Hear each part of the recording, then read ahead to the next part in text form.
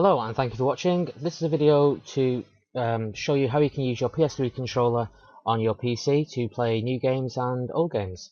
We're going to use two programs in this. We're going to use a program called MotionJoy and a program called Xpadder. Two completely different programs, but I thought I'd show you them both. First thing we need to do is we're going to do MotionJoy first, so we'll do MotionJoy. So do a Google search, and there's a website there at the top. Download section, download stuff. It's a free piece of software this, so you don't have to pay for it. Okay, and that's the first one. And the second one we're going to do is Xpadder. I'm just going to show you where you can get them both. Xpadder, again, at the top here. This is actually a paid for software, so you will need to pay for it. It's £5.99 for the UK, $9.99 for the US, and €6.99 for Europe. Okay, so once you've got the programs, we're going to do MotionJoy first, so I'll just move that one out of the way. You need to extract it. Okay, once you've got the folder open, these are very lightweight programs. You need to install this.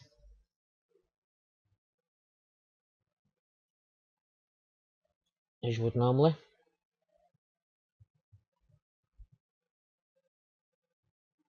Let's just shut that down. Okay. So we've got DS3 till. So click on your DS3 till. And the first thing we need to do now is we need to let it search for a controller. So we'll need to plug the controller in.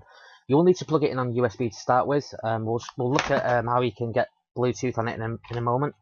So get your PS3 controller with the USB cable, plug it into your laptop or your computer, and you'll see it starts recognising it here, DualShock 3 6-axis. So first thing we need to do is we need to get some drivers so the computer can use it. So you go to the driver manager. Okay, and wait for the controller to show up at the bottom here. And there we go. So we've got the controller there. Click on it. So we've got a tick on it, and then click on load driver. Okay, and it installs the drivers that you'll need. Okay, so once all the drivers are installed, go back to profiles. Okay, the one we want now is this PlayStation 3 one. Okay, so if you go into the options section here, you can see it's got all the different. Yeah, well, you get the idea. So back to profile, sir. Okay, so once you're in there, the way to test it to make sure that it's actually recognised now and it's actually working is to click on the vibration test. I'll just hold the PS3 controller against the laptop so you can actually hear it. So yeah, so it's working now. So what we need to do though is we need to set up the control. We need to make sure it's working properly. So go into game controller panel, click on properties, settings, and then we're going to calibrate it. Okay, so click on next. Right, so leave the handle centered, then press the button on the controller. So press the button on the controller. Right, now leave the handle in a complete circle. Okay, done that, and then leave the handle centered, then press the button on the controller.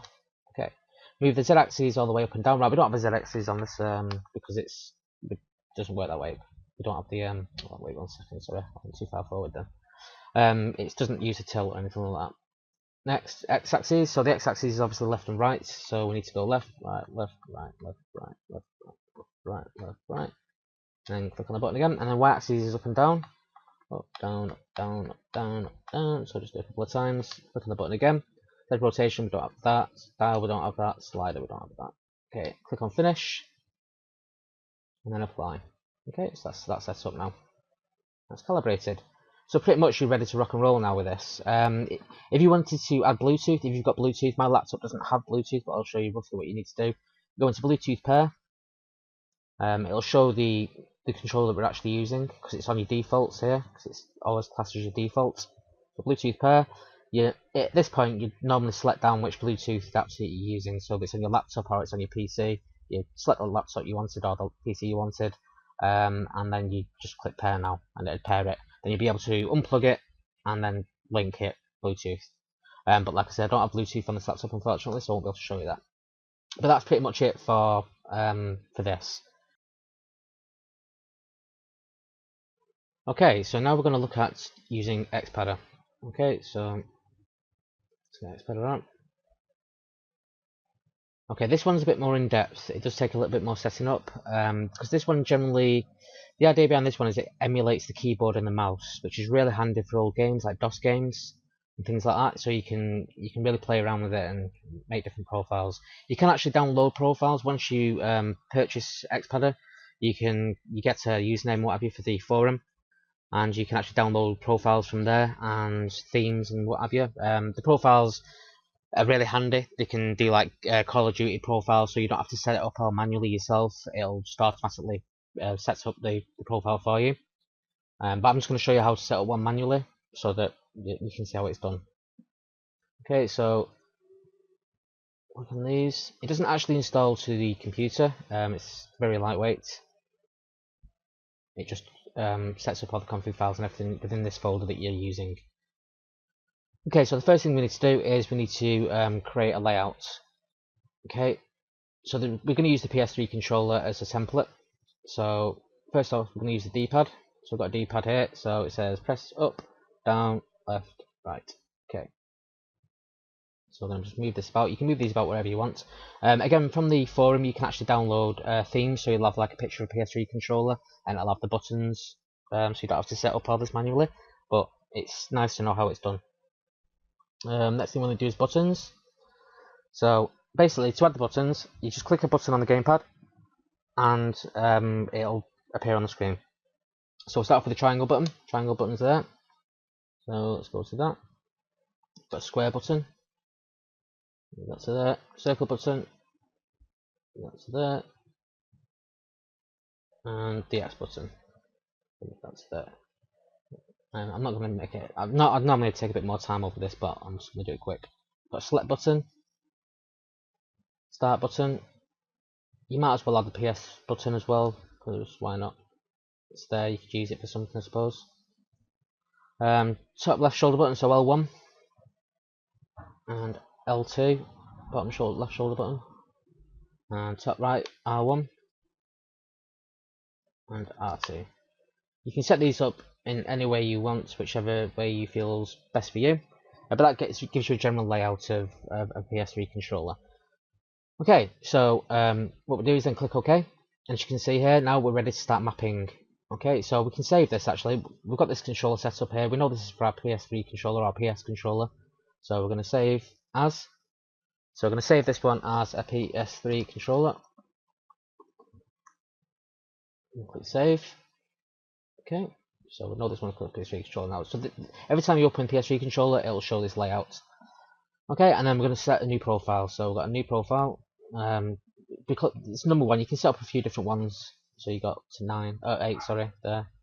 So what you do now is once you've got this set up, I'm gonna just I don't have any game keypad maps in front of me, but we'll just say pretend that we're doing Call of Duty.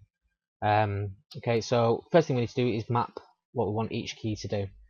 So if you click on one of the buttons, it brings up a keyboard, a virtual keyboard. Second, just let me get rid of this a second. I need to move this down. Okay, so click on the top here. So we're going to associate, normally with most games, as you'll know, WASD is up, down, left, right. So up is going to be W, left is going to be A, down is going to be S, I misclicked there, D. So you get the general idea. You can map each button to do whatever you want. I'd like to say I haven't actually got Call of Duty's map thing in front of me, keyboard map in front of me, but we'll pretend that's what we're doing. You can basically emulate most of the keyboard and most of your mouse actions as well. So you got left mouse button. So say we were going to fire, would be left mouse button, right mouse button to, I don't know, whatever we wanted to throw a grenade or whatever. So as you can see, it shows a little picture inside of what each one is. So that's left mouse button, right mouse button, WASD, and say we've got some key maps here that we want to add different things to, like crouch and what have you. I'm just making it up as I go along here. Say pause button, well, actually pause button would be that. You can actually do doubles, but what's the point really? So you get the idea, you get the general idea. Once it's mapped out, you've got the mapping of the game. So even if it's a DOS game, you basically, what you need to do is open the game up, go into the settings, go to controller settings or controls, and it should bring up what each key on the keyboard does, and then have that to one side, open up XPad, have that to another side, and then just map where you feel best on your PS3 controller. Or this will work on most controllers. Xpadder. I've used it on the PS3 controller and I've used it on an Xbox controller as well. But you get the general idea. Once you've set up this, we're going to call this one, what should we call it? We'll call it Call of Duty just for laughs. Call of Duty.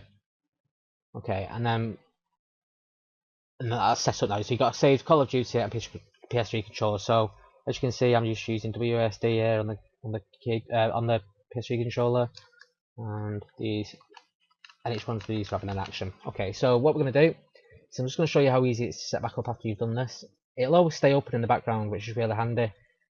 I'm just going to close it down. Okay, so like I said, everything will be stored inside this folder that you've downloaded.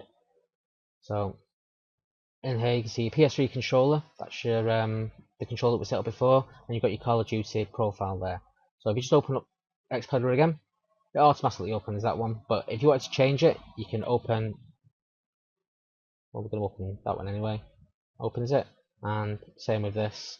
If you wanted to open a different profile, it should list all the profiles here. So if you have a list of different profiles for different games, it should list them all there. Click on the one you want, and it brings down, and it's all mapped. I'll show you how it works. Simple way to do it is Notepad. Sorry, my bad. Lift this up here and WASD, whatever. You get the idea. So pressing the buttons, it's actually showing it's mapped to the keyboard. It's actually working on the keyboard. But you get the general idea. They're easy to set up. It can be a bit tricky and quirky sometimes. You can set up the analog sticks as well. But I didn't do it for this tutorial. But you can actually set up the analog sticks to work as well as so you can use them as mouse. So you can use like look around and yeah. But you get the idea. To do them, you go into want to edit this one actually. Settings. So you go to sticks, enable sticks, and left. Well, you get the idea. Left, right, blah, blah, blah. And then obviously we'd move them up there. Sorry, left wrong one. Left analog stick there. Then go to sticks again. Enable the right one. And yeah. So you get the idea. You can add them as well. Right. So that's simple way to do it. It's dead quick, it's dead simple. Actually, these actually work as well with the tilt action on PS3. You got to be careful with that. But anyway, yeah. Sorry, I'm just getting distracted. Yeah, so it's dead quick to set up. These will work on old DOS games. Like I say, because you can map your keyboard, you can pretty much play anything, and your PS3 controller should work fine. Like I say, it can take a bit of fiddly to get set up. Motion joys, again, that can be a bit fiddly as well. Not as much as Xpadder, but Xpadder, for me, I prefer Xpadder because it gives you more options. You've got much more, choice over what you want the controller to do, and that's what I really like about Xpadder. But it does cost you money, obviously. But it's a snippet, $5.99, $9.99, or $6.99, so it's well worth getting in my book. And that's it, really. I hope that helps you. As always, please feel free to rate, comment, subscribe. And I think I'm just trying to think if I've missed anything off. I don't think I've missed anything. Oh yeah, just to say again, you can get the profiles once you've downloaded from the website Xpadder. You can get profiles already set up for different games, but it's just as easy to set up the profiles yourself. And you can always remap keys to the way you prefer them. And that's it then. Okay, well, thank you very much for watching, and goodbye.